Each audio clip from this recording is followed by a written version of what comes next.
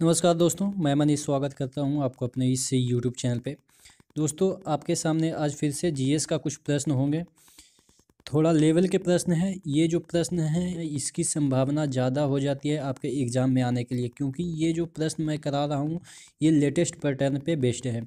TCS जो exam कराती है उसी के पैटर्न पे ये क्वेश्चन बेस्ड है। तो पहला क्वेश्चन शुरू करते हैं। एक ट्रांजिस्टर के निर्माण में प्रयुक्त पदार्थ है। देखिए, आप लोग में से बहुत सारे लोग ने कहा था कि हमें इंग्लिश में भी ये क्वेश्चन कराओ। तो देखिए, आज से हम बाईलिंगुअल जो क्वेश्चन रहेगा बाईलिंगुअल रहेगा, समझाएंगे हम हिंदी में।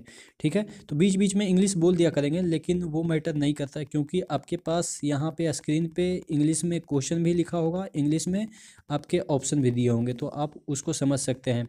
तो आपका जो इंग्लिश वाला प्रॉब्लम था कि इंग्लिश में क्वेश्चन नहीं कराते हैं, वो सॉल्व हो जाएगा आज से। तो क्वेश्चन पे आते हैं। एक ट्रांजिस्टर के निर्माण में प्रयुक्त पदार्थ है। तो ट्रांजिस्टर के निर्माण में क्या प्रयुक्त होता है, क्या यूज होता है? तो सिलिकॉन यूज किया जाता है, आपको पता भी होगा। अगला क्वेश्चन देखते हैं। निम्न में से किस प्रक्रिया में ऊर्जा का उत्सर्जन होता है?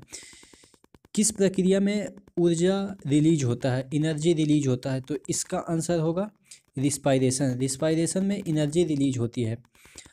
अगला क्वेश्चन देखते हैं। यदि एक लड़का एक ट्रेन में बैठा है जो निरंतर वेग पर चल रही है और उसके द्वारा एक गेंद को सीधी हवा में फेंकने पर गेंद के साथ क्या होगा? जैसे ही वो गेंद हवा में फेंकेगा और वो ट्रेन एक निरंतर स्पीड से चल रही है, तो जो गेंद होगा उसी के हाथ में आके गिरेगा।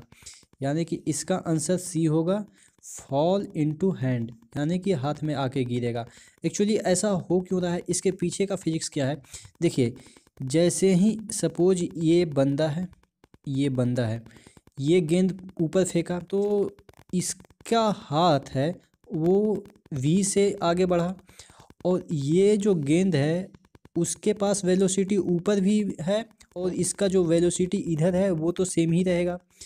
तो यानी कि जब दोनों सेम ही डायरेक्शन में सेम ही स्पीड से गए तो बॉल फॉल होगा तो इसके हाथ में ही जाएगा। तो इसके पीछे का ये फिजिक्स है।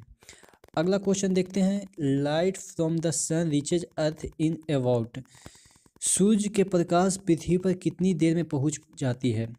सूर्य के प्रकाश पृथ्वी पर कितनी देर में पहुंचती है? तो इसका आंसर होगा 8 मिनट में तकरीबन पहुंच जाती है सूर्य का प्रकाश। अगला क्वेश्चन देखते हैं। जब हल्के तरंगों को हवा से कांच तक पहुंचाया जाता है तो खाली स्थान प्रभावित होता है। देखिए, जब तरंग, अगर सपोज मान लेते हैं ये कांच का गोला है, हवा से कोई वेवलेंथ आई और इसके अंदर गई, तो इसमें एक लेमडा होगा, यानी कि वेवलेंथ होगा। इसका एक फ्रीक्वेंसी होगा, ठीक है, इसका एक फ्रीक्वेंसी होगा, 1/t फ्रीक्वेंसी को लिखते हैं। इसके पास एक वेलोसिटी होगी। तो इसमें से पूछ रहा है कि कौन सा इसमें से चेंज हो जाएगा। तो इसका वेलोसिटी एंड लेमडा यानी कि वेवलेंथ चेंज हो जाएगा जब ये कांच में आएगा। ठीक है, ये फ्रीक्वेंसी क्यों नहीं चेंज होती है? फ्रीक्वेंसी डिपेंड करती है स्रोत पे, यानी कि जो स्रोत से ये वेवलेंथ जनरेट हुई है या ये वेव जनरेट हुई है उस पर डिपेंड करता है, ना कि उसके मीडियम पे। इस मीडियम में चल रहा है, फिर इस मीडियम में आ गया, ये वाला जो आपका कांच है इस मीडियम में आ गया, यहाँ पे एयर है इस मीडियम में था, तो यहाँ से जनरेट हुई, कोई एक स्रोत होगा, यहाँ से जनरेट हुई, तो यहाँ पे जो फ्रीक्वेंसी होगी, यहाँ जनरेट होने के बाद जो फ्रीक्वेंसी होगी वो हमेशा कांस्टेंट रहेगी, वो कभी वेरी नहीं करती है।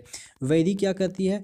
वेरी आपके यहाँ पे वेवलेंथ करती है और इसके वेलोसिटी वेरी करती है। यानी कि इसका आंसर क्या होगा? इसका आंसर होगा डी। किस में परिवर्तन होता है? वेवलेंथ एंड वेलोसिटी में परिवर्तन होता है। अगला क्वेश्चन देखते हैं। कुल आंतरिक प्रतिबिंब तब हो सकता है जब प्रकाश खाली स्थान से यात्रा कर रहा है, यानी कि डायमंड टू ग्लास। इसका आंसर क्या होगा? Diamond to glass. कहना क्या चाह रहा है? टोटल इंटरनल रिफ्लेक्शन कब होगा? तो देखिए, डायमंड टू ग्लास ऐसा क्यों होगा? इसी में टोटल इंटरनल रिफ्लेक्शन होगा।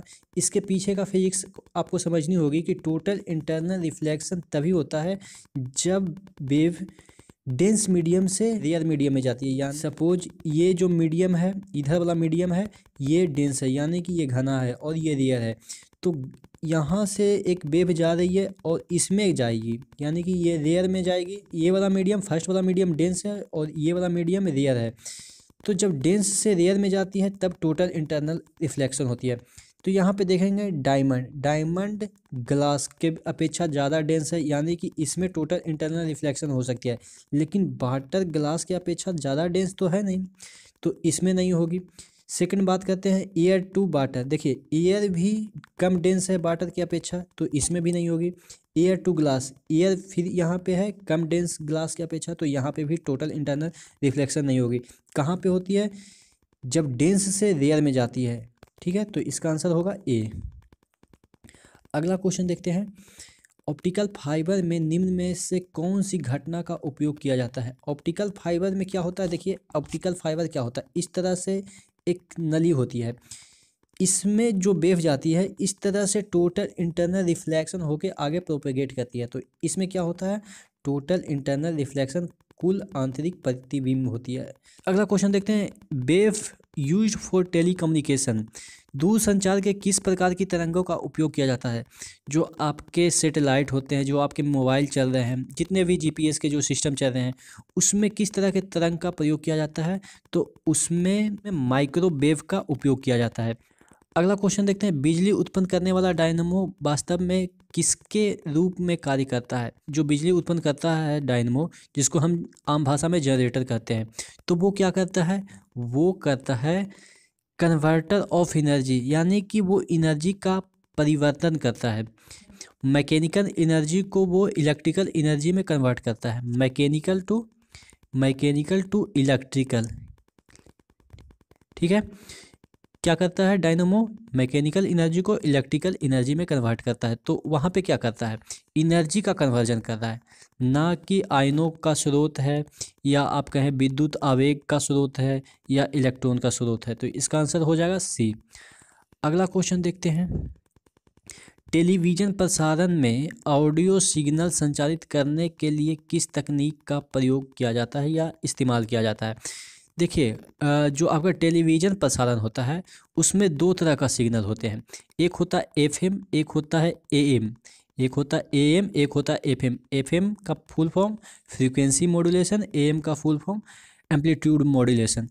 तो जो ऑडियो सिग्नल है वो एफएम के रूप में ट्रांसफ़र होता है, और जो वीडियो सिग्नल है जो कि आप पिक्चर देखते हैं वो एएम के रूप में प्रोपेगेट करता है, आप इस तरह से समझिए। तो इसका आंसर क्या होगा? इसका आंसर सी होगा, फ्रीक्वेंसी मॉड्यूलेशन। एक बार फिर से क्वेश्चन देख लीजिए, टेलीविज़न प्रसारण में ऑडियो सिग्नल संचारित करने के लिए किस तकनीक का प्रयोग किया जाता है? तो इसका आंसर सी होगा, फ्रीक्वेंसी मॉड्यूलेशन। अगर पूछा जाता वीडियो सिग्नल तो इसका आंसर होता एम्पलीट्यूड मॉड्यूलेशन, ठीक है। तो दोनों आप समझ में गए, तो दोनों आपको समझ में आ गया होगा।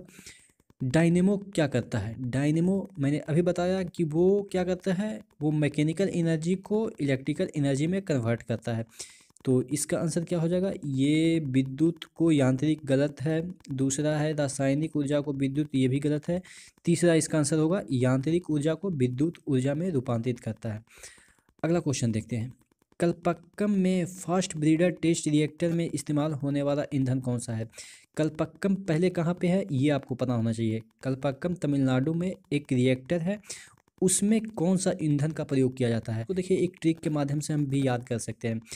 कलपक्कम यानी कि जो पक जाता है उसको हम तोड़ लेते हैं, ठीक है, जो पक जाता है, फल पक जाता है उसको तोड़ लेते हैं, तो प्लूटोनियम यानी कि तोड़ लिए, इस तरह से याद कीजिएगा, प्लूटोनियम, इसको हम तोड़ लिए इस तरह से।